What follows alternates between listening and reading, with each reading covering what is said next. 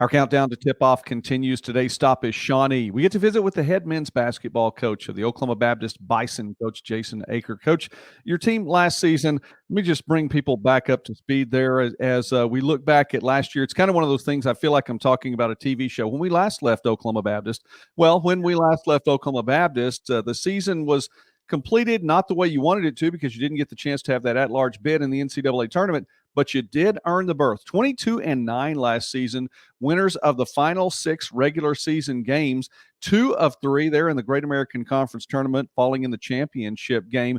Coach, quite a season last year, and it really wound up. I mean, we just talk about the way you all played near the end of the year.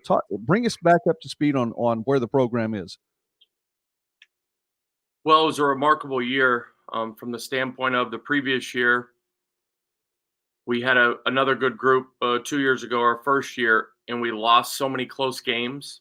And so what you're taught and told by so many people, whether it be your family or coaching colleagues, is that the close losses and the close wins over your coaching career and with your team will even themselves out.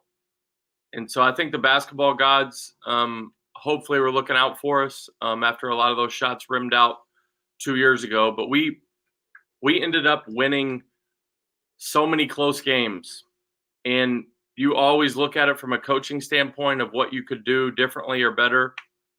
But as all of us coaches and people that follow the game closely, we all know that the players make the plays and the officials have the whistles and the basketball gods are always in play. And so we had the ball bounce our way so many fortunate times. And then once your team starts winning close games, that belief that all of us talk about and that buy-in, it's an invisible thing. And so late in the year with Rashad Lewis and Brantley, Thompson and Harrison and Jaquan and Deshaun and all the wonderful guys we had on our team, that they expected to win. We didn't win every game. We got beat in the championship, as you mentioned. But it was a gratifying year. It was a hard year. It was a year that stretched us physically. It stretched us mentally. And most importantly, I think it grew our character. Like all the NBA and college teams, we were so disappointed to not get that opportunity to play the number 1 team in the nation in the NCAA tournament for our first bid since going Division II.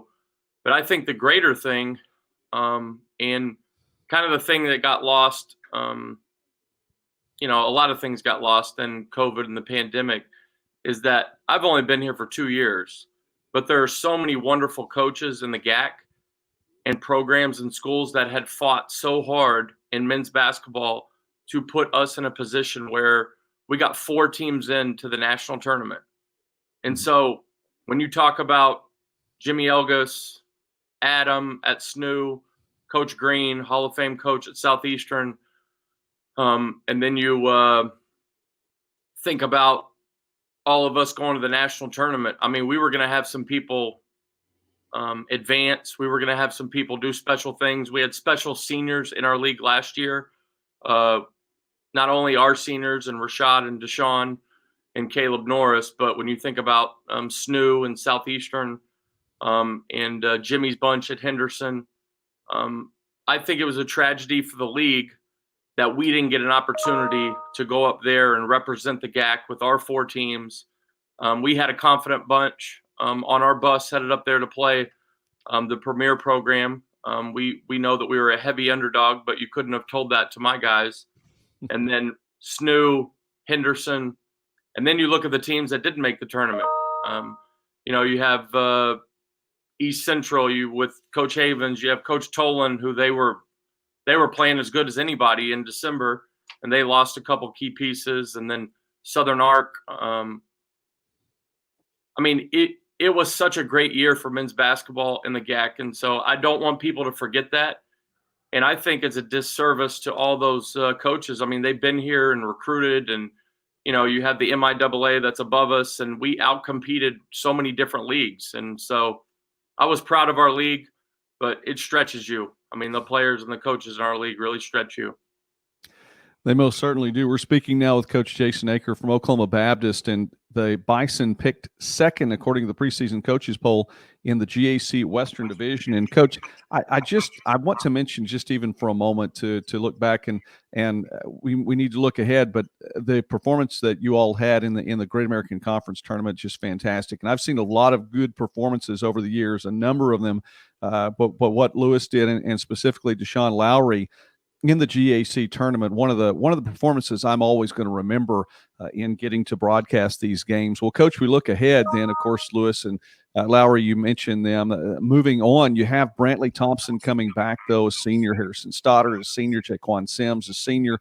Talk about your returnees and what it looks like then for the 2021 season.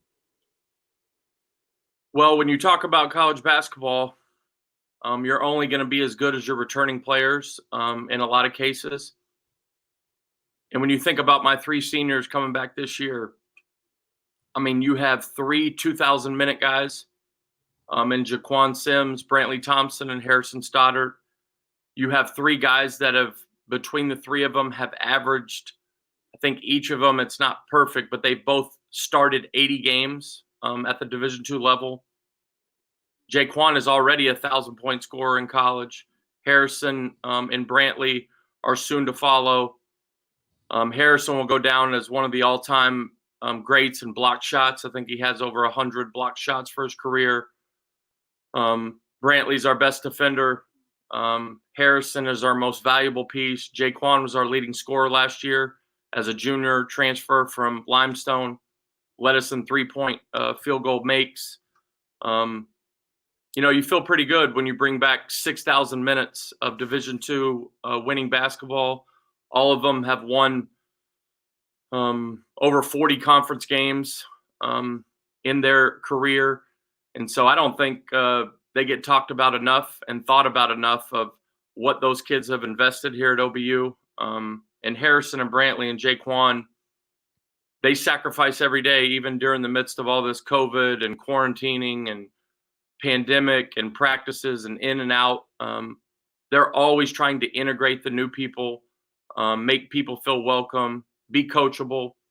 And so, it begins and ends with our three seniors, and we're going to ride with them. And on top of that, all three of them are such wonderful representatives of the GAC and of OBU. And if you really got to know Harrison Stoddard, Brantley Thompson, and Jaquan Sims, your admiration and respect for them would go up even higher. And so I'm hoping that people get to know them even more this year throughout the conference and throughout the Division II basketball nationally, because the things that they're doing are adding up.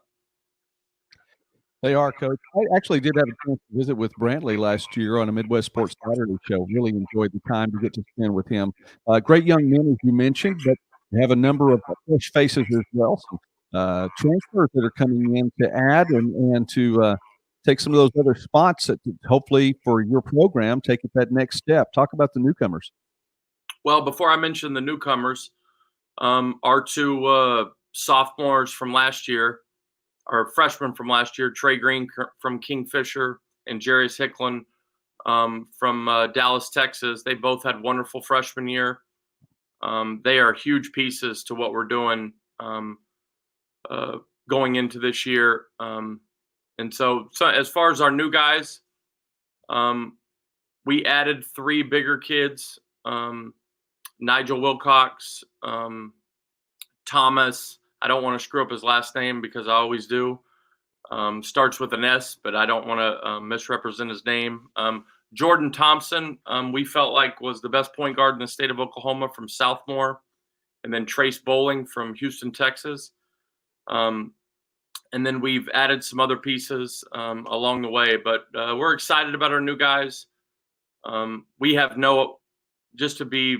I know a lot of us coaches in the league with our season getting started so late, I have no earthly idea how it's going to translate to the court with us being outside of competition for so long and going through all the different things that we've gone through.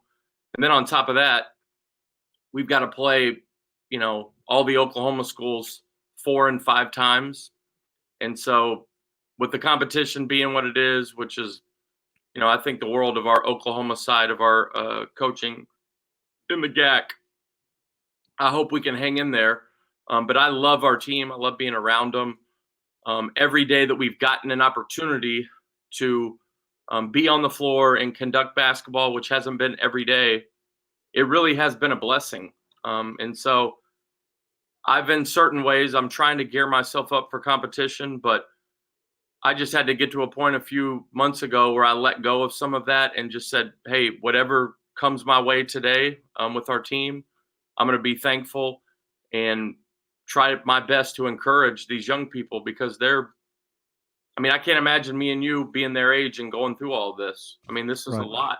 And so I think all of us in the league, and I know the rest of a lot of the coaches in Oklahoma that I've talked to share the same sentiment, is I just want to see them compete. I want to see them go through the ups and downs of winning and losing and growing through the game of basketball and competition. And so it's kind of shifted for us of let's build our team and let's build the good things about athletics that those kids can still leave with even in the midst of 2020. Well, Coach, I agree with you on all those points, and I'll tell you what, we'll just, I guess between the two of us, at least right now, we'll leave it to the great Todd Miller to be able to pronounce Thomas's name well. Coming over from London, we'll leave that to him. Coach Jason Eaker, the head men's basketball coach at Oklahoma Baptist, whose Bison is picked, is second in the GAC Western Division according to the preseason coaches poll. Success to you this season, Coach, and thank you for taking time with us today as we count down to tip-off. Thanks for having me.